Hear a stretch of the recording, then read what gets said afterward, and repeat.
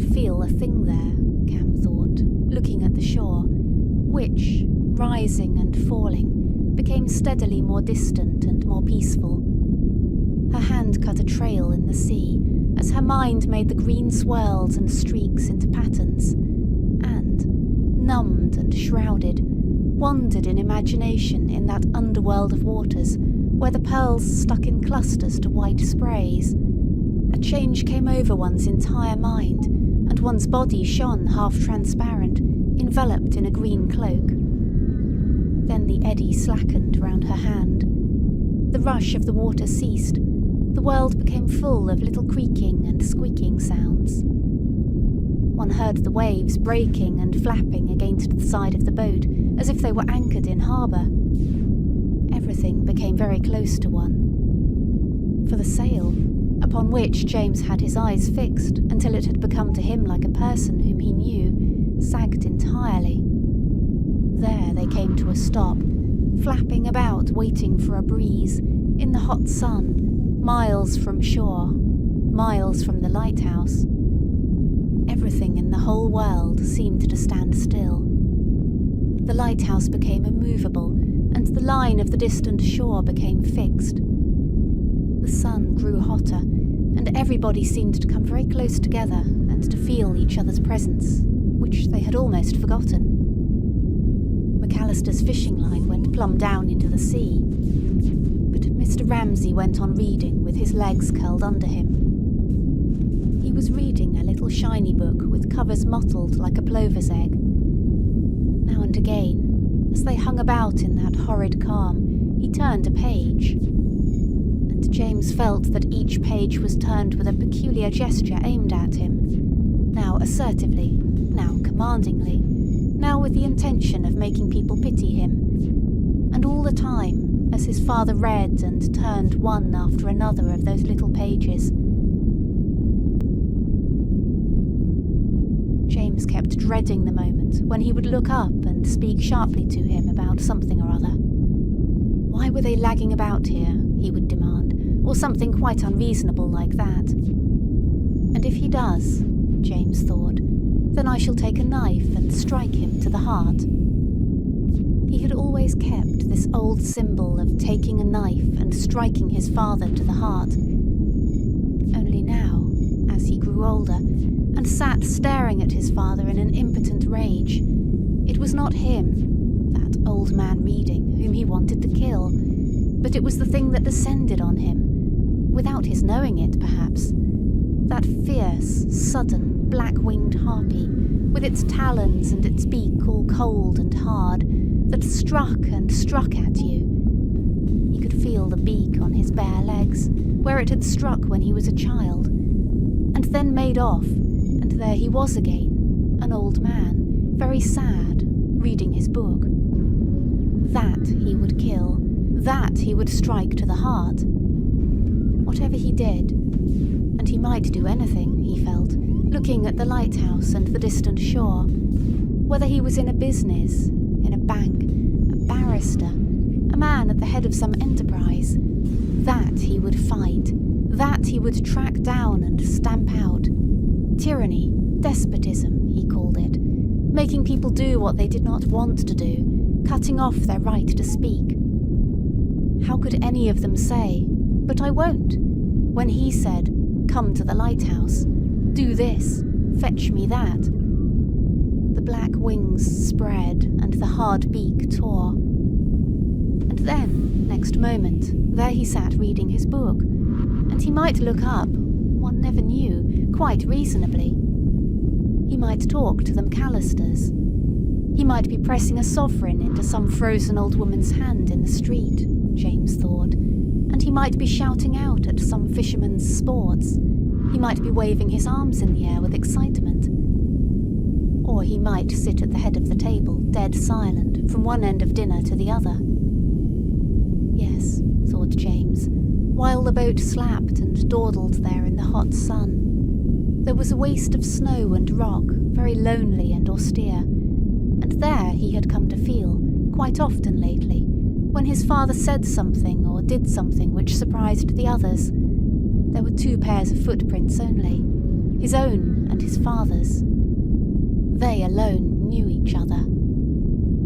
What then was this terror, this hatred?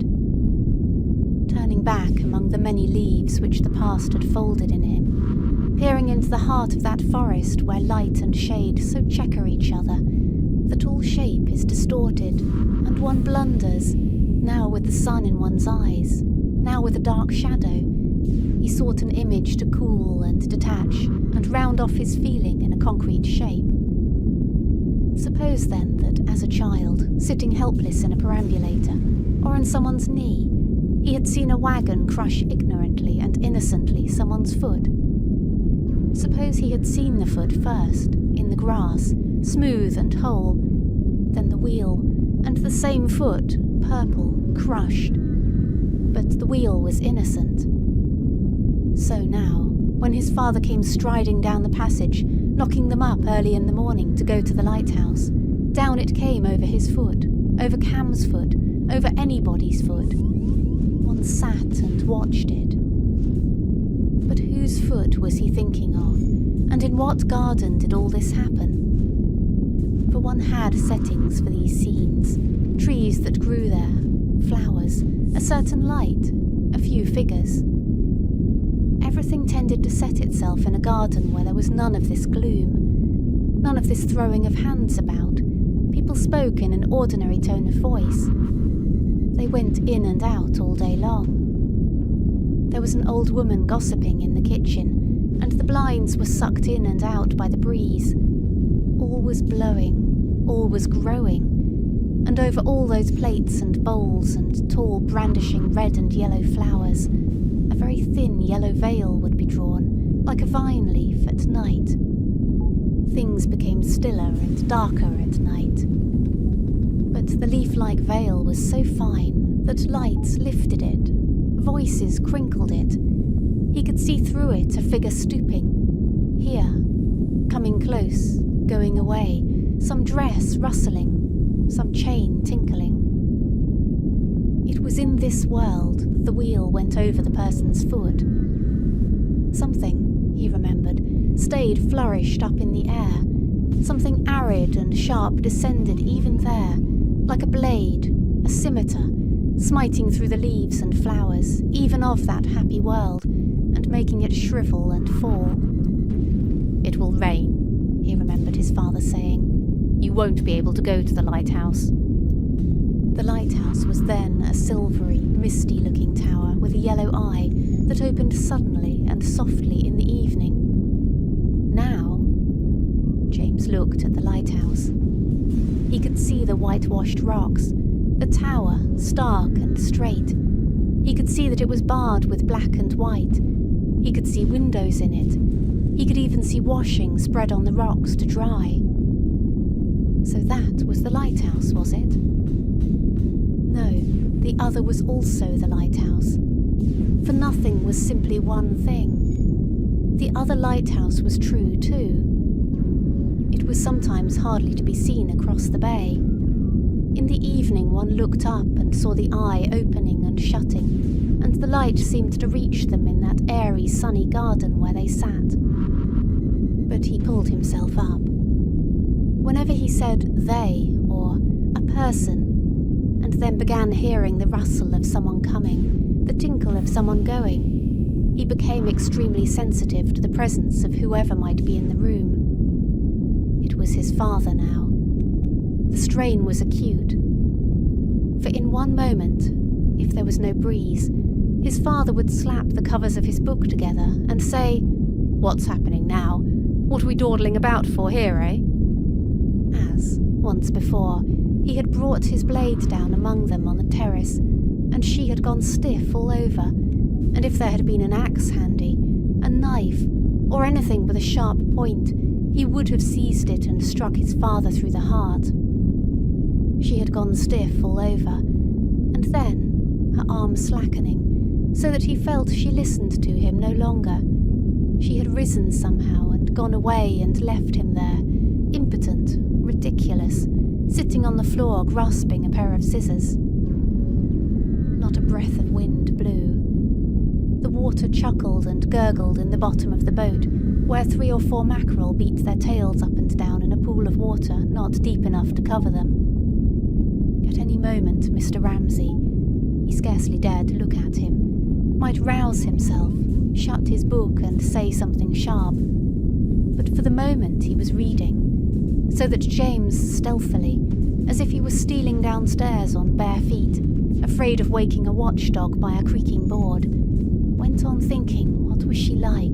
Where did she go that day? He began following her from room to room, and at last they came to a room where, in a blue light, as if the reflection came from many china dishes, she talked to somebody. He listened to her talking. She talked to a servant, saying simply whatever came into her head. She alone spoke the truth. To her alone could he speak it. That was the source of her everlasting attraction for him, perhaps. She was a person to whom one could say what came into one's head. But all the time he thought of her, he was conscious of his father following his thought, surveying it, making it shiver and falter. At last he ceased to think. There he sat with his hand on the tiller in the sun, staring at the lighthouse, powerless to move, powerless to flick off these grains of misery which settled on his mind one after another. A rope seemed to bind him there, and his father had knotted it, and he could only escape by taking a knife and plunging it. But at that moment the sail swung slowly round, filled slowly out. The boat seemed to shake herself, and then to move off, half-conscious in her sleep. And then she woke and shot through the waves. The relief was extraordinary.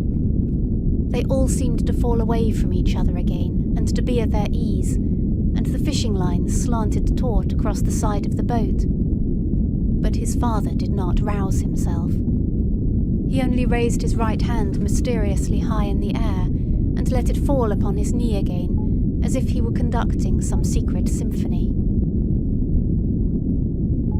Chapter 10. The sea without a stain on it, thought Lily Briscoe, still standing and looking out over the bay. The sea stretched like silk across the bay. Distance had an extraordinary power. They had been swallowed up in it, she felt. They were gone forever. They had become part of the nature of things. It was so calm. It was so quiet. The steamer itself had vanished, but the great scroll of smoke still hung in the air and drooped like a flag mournfully in valediction.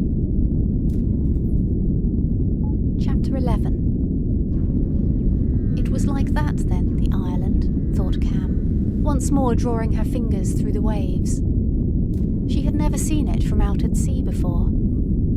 It lay like that on the sea, did it, with a dent in the middle and 2 sharp crags, and the sea swept in there, and spread away for miles and miles on either side of the island. It was very small, shaped something like a leaf stood on end. So we took a little boat, she thought, beginning to tell herself a story of adventure about escaping from a sinking ship. But, with the sea streaming through her fingers, a spray of seaweed vanishing behind them, she did not want to tell herself seriously a story. It was the sense of adventure and escape that she wanted, for she was thinking, as the boat sailed on, how her father's anger about the points of the compass, James's obstinacy about the compact, and her own anguish, all had slipped, all had passed, all had streamed away. What then came next? Where were they going? From her hand, ice cold, held deep in the sea, there spurted up a fountain of joy at the change, at the escape, at the adventure, that she should be alive, that she should be there. And the drops falling from this sudden and unthinking fountain of joy fell here and there on the dark, the slumberous shapes in her mind, shapes of a world not realized but turning in their darkness, catching here and there a spark of light. Greece, Rome, Constantinople. Small as it was, and shaped something like a leaf stood on its end with the gold-sprinkled waters flowing in and about it. It had, she supposed, a place in the universe, even that little Ireland. The old gentleman in the study, she thought, could have told her. Sometimes she strayed in from the garden purposely to catch them at it. There they were. It might be Mr. Carmichael or Mr. Banks, who was sitting with her father, sitting opposite each other in their low armchairs. They were crackling in front of them the pages of the Times when she came in from the garden, all in a muddle, about something someone had said about Christ, or hearing that a mammoth had been dug up in a London street, or wondering what Napoleon was like. Then they took all this with their clean hands. They wore grey-coloured clothes, they smelt of heather, and they brushed the scraps together, turning the paper, crossing their knees, and said something now and then very brief.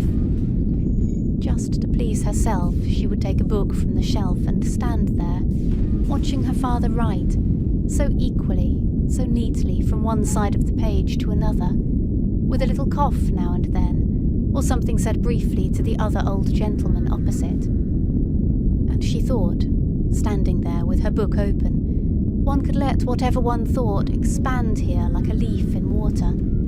And if it did well here, among the old gentlemen smoking and the Times crackling, then it was right. And watching her father as he wrote in his study, she thought, now sitting in the boat, he was not vain, nor a tyrant, and did not wish to make you pity him.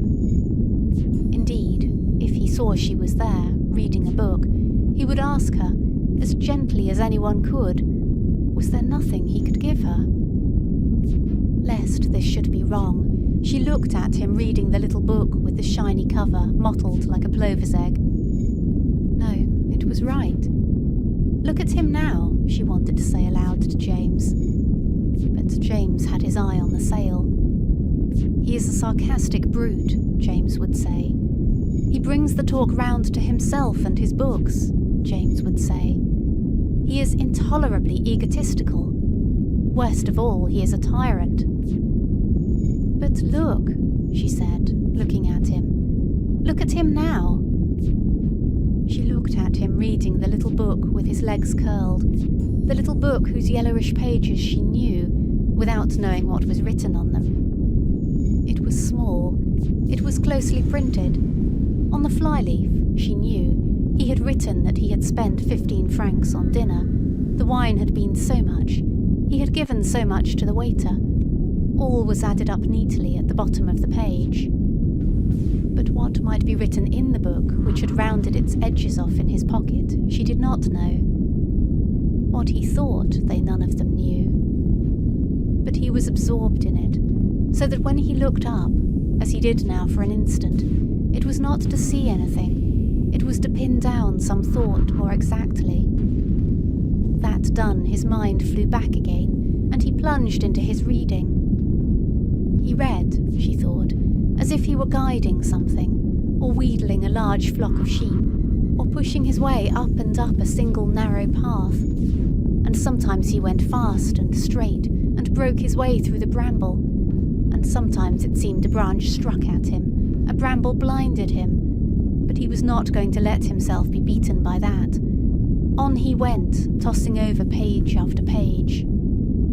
And she went on telling herself a story about escaping from a sinking ship, for she was safe while he sat there, safe as she felt herself when she crept in from the garden and took a book down, and the old gentleman, lowering the paper suddenly, said something very brief over the top of it about the character of Napoleon.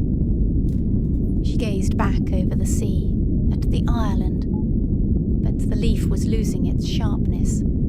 It was very small, it was very distant. The sea was more important now than the shore. Waves were all around them, tossing and sinking, with a log wallowing down one wave, a gull riding on another.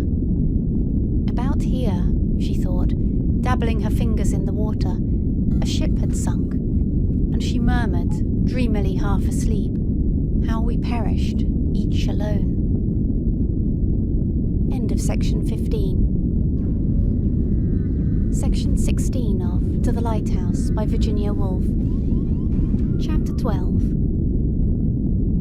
So much depends then, thought Lily Briscoe, looking at the sea which had scarcely a stain on it, which was so soft that the sails and the clouds seemed set in its blue. So much depends, she thought, upon distance, whether people are near us or far from us. For her feeling for Mr. Ramsay changed as he sailed further and further across the bay. It seemed to be elongated, stretched out. He seemed to become more and more remote. He and his children seemed to be swallowed up in that blue, that distance. But here on the lawn, close at hand, Mr. Carmichael suddenly grunted. She laughed. He clawed his book up from the grass. He settled into his chair again, puffing and blowing like some sea monster. That was different altogether, because he was so near. And now again all was quiet. They must be out of bed by this time, she supposed, looking at the house, but nothing appeared there. But then, she remembered, they had always made off directly a meal was over, on business of their own. It was all in keeping with this silence, this emptiness, and the unreality of the early morning hour. It was a way things had sometimes, she thought, lingering for a moment and looking at the long glittering windows and the plume of blue smoke. They became illness, before habits had spun themselves across the surface. One felt that same unreality which was so startling, felt something emerge. Life was most vivid then. One could be at one's ease. Mercifully, one need not say, very briskly, crossing the lawn to greet old Mrs. Beckwith, who would be coming out to find a corner to sit in. "Oh, good morning, Mrs. Beckwith. What a lovely day. Are you going to be so bold as to sit in the sun? Jasper's hidden the chairs. Do let me find you one." And all the rest of the usual chatter. One need not speak at all. One glided. One shook off one's sails. There was a good deal of movement in the bay. Boats were starting off. Between things, beyond things. Empty it was not, but full to the brim. She seemed to be standing up to the lips in some substance, to move and float and sink in it. Yes, for these waters were unfathomably deep. Into them had spilled so many lives. The Ramsays, the children's, and all sorts of waifs and strays of things besides. A washerwoman with her basket, a rook, a red-hot poker, the purples and grey-greens of flowers, some common feeling which held the whole together. It was some such feeling of completeness, perhaps, which, 10 years ago, standing almost where she stood now, had made her say that she must be in love with the place. Love had 1,000 shapes. There might be lovers whose gift it was to choose out the elements of things and place them together, and so, giving them a wholeness not theirs in life, make of some scene or meeting of people, all now gone and separate, one of those globed, compacted things over which thought lingers and love plays. Her eyes rested on the brown speck of Mr. Ramsay's sailing boat. They would be at the lighthouse by lunchtime, she supposed. But the wind had freshened, and, as the sky changed slightly, and the sea changed slightly, and the boats altered their positions, the view, which a moment before had seemed miraculously fixed, was now unsatisfactory. The wind had blown the trail of smoke about. There was something displeasing about the placing of the ships. The disproportion there seemed to upset some harmony in her own mind. She felt an obscure distress. It was confirmed when she turned to her picture. She had been wasting her morning. For whatever reason, she could not achieve that razor edge of balance between two opposite forces, Mr. Ramsay and the picture, which was necessary. There was perhaps something wrong with the design? Was it, she wondered, that the line of the wall wanted breaking? Was it that the mass of the trees was too heavy? She smiled ironically, for had she not thought, when she began, that she had solved her problem? What was the problem then? She must try to get hold of something that evaded her. It evaded her when she thought of Mrs. Ramsay. It evaded her now when she thought of her picture. Phrases came, visions came, beautiful pictures, beautiful phrases. But what she wished to get hold of was that very jar on the nerves, the thing itself before it has been made anything. Get that and start afresh. Get that and start afresh, she said desperately, pitching herself firmly again before her easel. It was a miserable machine, an inefficient machine, she thought, the human apparatus for painting or for feeling. It always broke down at the critical moment. Heroically, one must force it on. She stared, frowning. There was the hedge, sure enough. But one got nothing by soliciting urgently. One got only a glare in the eye from looking at the line of the wall, or from thinking, she wore a grey hat, she was astonishingly beautiful. Let it come, she thought, if it will. For there are moments when one can neither think nor feel. And if one can neither think nor feel, she thought, where is one? Here on the grass, on the ground, she thought, sitting down and examining with her brush a little colony of plantains. For the lawn was very rough. Here, sitting on the world, she thought, for she could not shake herself free from the sense that everything this morning was happening for the first time, perhaps for the last time, as a traveller, even though he is half asleep, knows, looking out of the train window, that he must look now, for he will never see that town, or that mule cart, or that woman at work in the fields again. The lawn was the world. They were up here together, on this exalted station, she thought, looking at old Mr. Carmichael, who seemed, though they had not said a word all this time, to share her thoughts. And she would never see him again, perhaps. He was growing old. Also, she remembered, smiling at the slipper that dangled from his foot, he was growing famous. People said that his poetry was so beautiful. They went and published things he had written 40 years ago. There was a famous man now called Carmichael, she smiled, thinking how many shapes one person might wear, how he was that in the newspapers, but here the same as he had always been. He looked the same, greyer rather. Yes, he looked the same, but somebody had said, she recalled, that when he had heard of Andrew Ramsay's death, he was killed in a second by a shell. He should have been a great mathematician. Mr. Carmichael had lost all interest in life. What did it mean, that? She wondered. Had he marched through Trafalgar Square, grasping a big stick? Had he turned pages over and over without reading them, sitting in his room in St. John's Wood alone? She did not know what he had done when he heard that Andrew was killed, but she felt it in him all the same. They only mumbled at each other on staircases. They looked up at the sky and said, it will be fine or it won't be fine. But this was one way of knowing people, she thought. To know the outline, not the detail. To sit in one's garden and look at the slopes of a hill running purple down into the distant heather.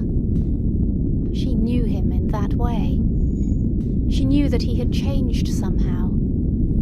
She had never read a line of his poetry. She thought that she knew how it went, though, slowly and sonorously. It was seasoned and mellow. It was about the desert and the camel. It was about the palm tree and the sunset. It was extremely impersonal. It said something about death. It said very little about love. There was an impersonality about him. He wanted very little of other people. Had he not always lurched rather awkwardly past the drawing-room window with some newspaper under his arm, trying to avoid Mrs. Ramsay, whom, for some reason, he did not much like? On that account, of course, she would always try to make him stop. He would bow to her. He would halt unwillingly and bow profoundly. Annoyed that he did not want anything of her, Mrs. Ramsay would ask him. Lily could hear her. Wouldn't he like a coat, a rug, A newspaper? No, he wanted nothing. Here he bowed. There was some quality in her which he did not much like. It was perhaps her masterfulness, her positiveness, something matter-of-fact in her. She was so direct. A noise drew her attention to the drawing-room window, the squeak of a hinge. The light breeze was toying with the window. There must have been people who disliked her very much, Lily thought. Yes, she realised that the drawing-room step was empty, but it had no effect on her whatever. She did not want Mrs. Ramsay now. People who thought her too sure, too drastic. Also, her beauty offended people, probably. How monotonous, they would say, and the same always. They preferred another type, the dark, the vivacious. Then she was weak with her husband. She let him make those scenes. Then she was reserved. Nobody knew exactly what had happened to her. And, to go back to Mr. Carmichael and his dislike, one could not imagine Mrs. Ramsay standing painting, lying reading, a whole morning on the lawn. It was unthinkable. Without saying a word, the only token of her errand, a basket on her arm, she went off to the town, to the poor, to sit in some stuffy little bedroom. Often and often Lily had seen her go silently in the midst of some game, some discussion, with her basket on her arm, very upright. She had noted her return. She had thought, half laughing, she was so methodical with the teacups, half moved. Her beauty took one's breath away. Eyes that are closing in pain have looked on you. You have been with them there. And then Mrs. Ramsay would be annoyed because somebody was late, or the butter not fresh, or the teapot chipped. And all the time she was saying that the butter was not fresh, one would be thinking of Greek temples, and how beauty had been with them there in that stuffy little room. She never talked of it. She went punctually, directly. It was her instinct to go, an instinct like the swallows for the south, the artichokes for the sun, turning her infallibly to the human race, making her nest in its heart. And this, like all instincts, was a little distressing to people who did not share it. To Mr. Carmichael, perhaps. To herself, certainly. Some notion was in both of them about the ineffectiveness of action, the supremacy of thought.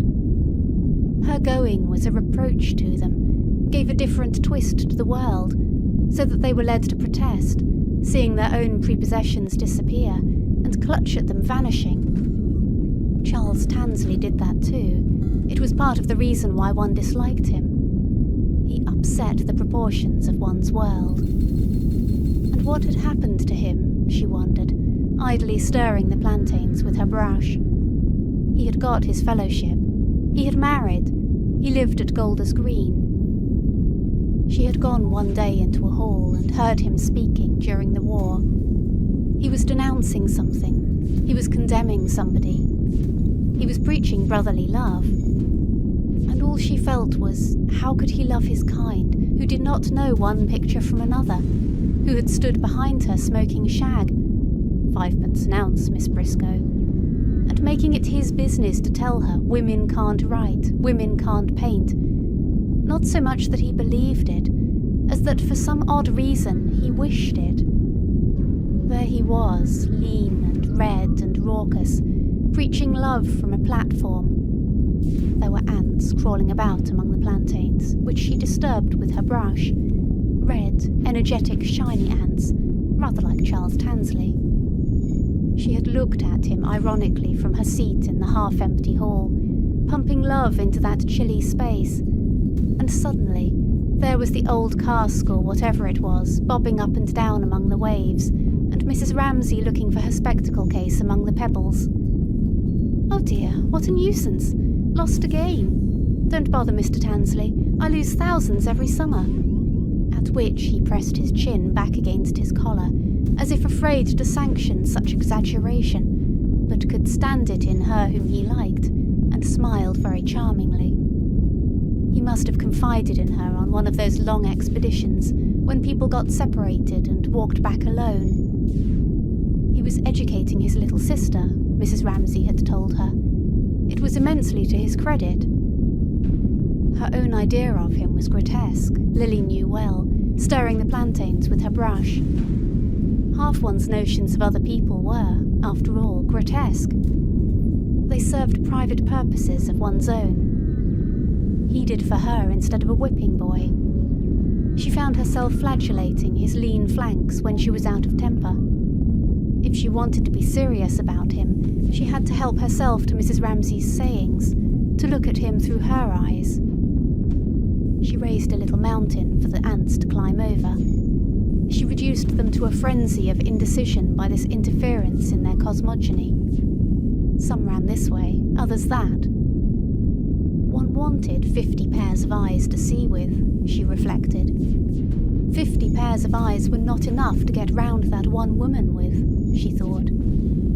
Among them must be one that was stone blind to her beauty. One wanted some most secret sense, fine as air, with which to steal through keyholes and surround her where she sat knitting, talking, sitting silent in the window alone, which took her to itself and treasured up like the air which held the smoke of the steamer, her thoughts, her imaginations, her desires. What did the hedge mean to her? What did the garden mean to her? What did it mean to her when a wave broke? Lily looked up, as she had seen Mrs. Ramsay look up. She too heard a wave falling on the beach. And then what stirred and trembled in her mind when the children cried, "How's that? How's that?" cricketing? She would stop knitting for a second. She would look intent. Then she would lapse again, and suddenly Mr. Ramsay stopped dead in his pacing in front of her, and some curious shock passed through her and seemed to rock her in profound agitation on its breast, when stopping there he stood over her and looked down at her. Lily could see him. He stretched out his hand and raised her from her chair. It seemed somehow as if he had done it before, as if he had once bent in the same way and raised her from a boat, which, lying a few inches off some island, had required that the ladies should thus be helped on shore by the gentlemen. An old-fashioned scene that was, which required, very nearly, crinolines and peg-top trousers. Letting herself be helped by him, Mrs. Ramsay had thought, Lily supposed, the time has come now. Yes, she would say it now. Yes, she would marry him. And she stepped slowly, quietly on shore. Probably she said one word only, letting her hand rest still in his. "I will marry you," she might have said, with her hand in his, but no more. Time after time the same thrill had passed between them. Obviously it had, Lily thought, smoothing away for her ants. She was not inventing. She was only trying to smooth out something she had been given years ago folded up, something she had seen. For in the rough and tumble of daily life, with all those children about, all those visitors, one had constantly a sense of repetition, of one thing falling where another had fallen, and so setting up an echo, which chimed in the air and made it full of vibrations. But it would be a mistake, she thought, thinking how they walked off together, arm in arm, past the greenhouse, to simplify their relationship. It was no monotony of bliss, she with her impulses and quicknesses, he with his shudders and glooms. Oh no, the bedroom door would slam violently early in the morning. He would start from the table in a temper. He would whiz his plate through the window. Then, all through the house, there would be a sense of doors slamming and blinds fluttering, as if a gusty wind were blowing, and people scudded about trying in a hasty way to fasten hatches and make things shipshape. She had met Paul Rayleigh like that one day on the stairs.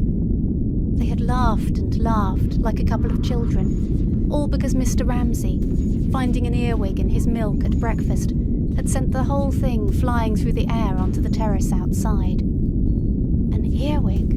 Prue murmured, awestruck. In his milk. Other people might find centipedes, but he had built round him such a fence of sanctity, and occupied the space with such a demeanour of majesty, that an earwig in his milk was a monster. But it tired Mrs. Ramsay. It cowed her a little, the plates whizzing and the doors slamming. And there would fall between them sometimes long, rigid silences, when, in a state of mind which annoyed Lily in her, half plaintive, half resentful, she seemed unable to surmount the tempest calmly, or to laugh as they laughed, but in her weariness perhaps concealed something. She brooded and sat silent. After a time he would hang stealthily about the places where she was, roaming under the window where she sat writing letters or talking, for she would take care to be busy when he passed, and evade him and pretend not to see him. Then he would turn smooth as silk, affable, urbane, and try to win her so.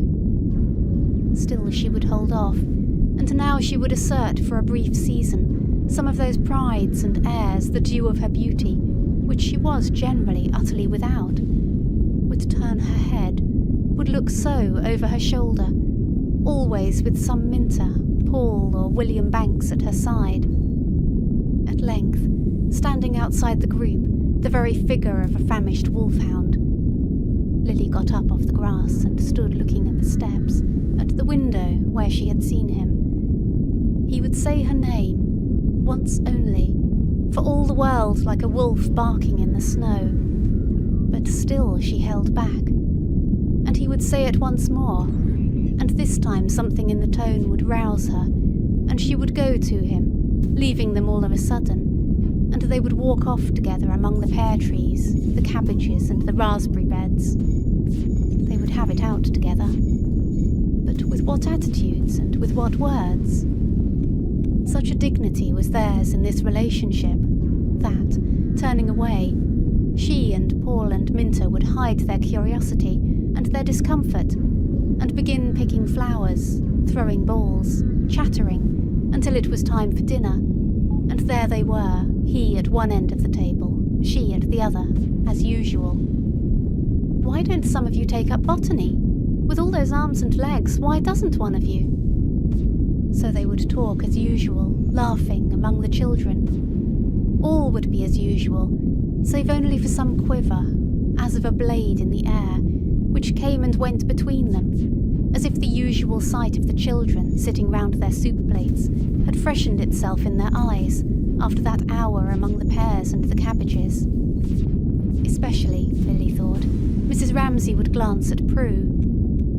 She sat in the middle between brothers and sisters, always occupied, it seemed, seeing that nothing went wrong, so that she scarcely spoke herself. How Prue must have blamed herself for that earwig in the milk. How white she had gone when Mr. Ramsay threw his plate through the window.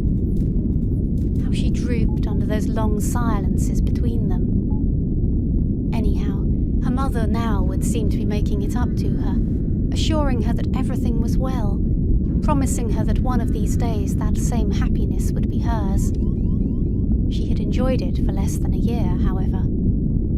She had let the flowers fall from her basket, Lily thought, screwing up her eyes and standing back as if to look at her picture, which she was not touching, however, with all her faculties in a trance, frozen over superficially but moving underneath with extreme speed. She let her flowers fall from her basket, scattered and tumbled them onto the grass, and reluctantly and hesitatingly, but without question or complaint, had she not the faculty of obedience to perfection, went too. Down fields, across valleys, white, flower-strewn, that was how she would have painted it. The hills were austere. It was rocky, it was steep.